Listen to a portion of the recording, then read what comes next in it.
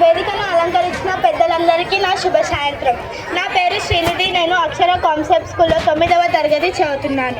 నేను ఇవాళ మిల్లెట్స్ విశిష్టతను, చిరుధాన్యాల విశిష్టతను తెలియజేయాలనుకుంటున్నాను.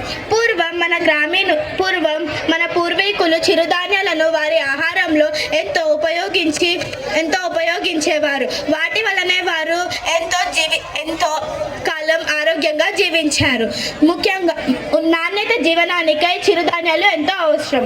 ముఖ్యంగా జొన్నలు, రాగులు, సజ్జలు, కొర్రలు మొదలైనవి. కానీ ప్రస్తుతం నేటి ప్రజలు మరియు పిల్లలు చిరుధాన్యాలకు బదులు చిరుతిండులు మరియు ఫాస్ట్ ఫుడ్కు అలవాటు పడుతున్నారు. దానితో వారు వారి ఆరోగ్యాన్ని కూడా పాడు చేసుకుంటున్నారు.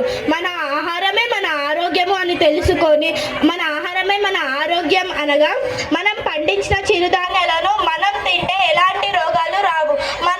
మన కోసం ఎంతో మంది రైతులు చిరుధాన్యాలను పండిస్తున్నారు. అవి మనకు ఎంతో ఆరోగ్యాన్ని ఇస్తాయి. అలాంటి చిరుధాన్యాల వలన మనకు ఎంతో ఉపయోగాలు ఉన్నాయని తెలుసుకొని వాటిని తినాలి.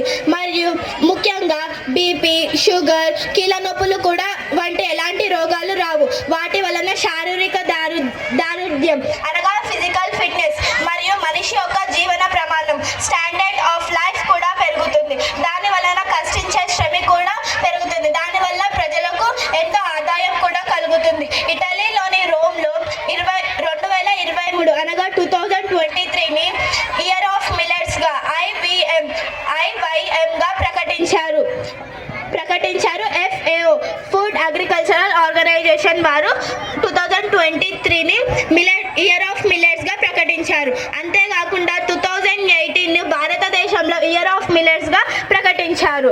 దానిలో నరేంద్ర మోడీ ఏమన్నారంటే, టేబుల్ అరే డైనింగ్ టేబుల్ పై వైవిధ్యం అనగా హ్యాబిటేట్ ఎంత అవసరమో అలాగే మిల్లెట్స్ మైండ్ఫుల్నెస్ కూడా అంతే అవసరమని చెప్పారు. అలాగే నరేంద్ర మోడీ ఏమన్నారంటే, చిరుధాన్యాలను ఉత్పత్తి చేయడంలో మన భారతదేశం మొదటి స్థానంలో ఉంది.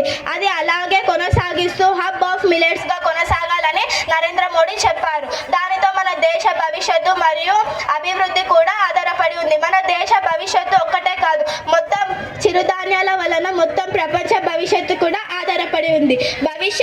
భవిష్యత్తు అభివృద్ధి కోసం మనం రోజుకు సహజ వనరులను నాశనం చేస్తున్నాము. మనం అలా నాశనం చేయకుండా process of development should not damage the environment అనే మాటను గుర్తుపెట్టుకొని, అంతేకాకుండా క్వాలిటీ ఆఫ్ ఎన్విరాన్మెంట్ని కూడా మనము పాటించాలి. నేను చివరిగా ఏం చెప్పాలనుకుంటున్నానంటే, చిరుధాన్యాల వల్ల మనకు ఎంతో ఉపయోగాలు ఉన్నాయి. దాని బదులు మనం ఫాస్ట్ ఫుడ్ చిరుతిండులను అలవాటు పరుచుకోకుండా వాటి నుండే మనం మన ఆరోగ్యాన్ని మేలు చేసుకోవాలని ఆశిస్తున్నాను. ధన్యవాదాలు.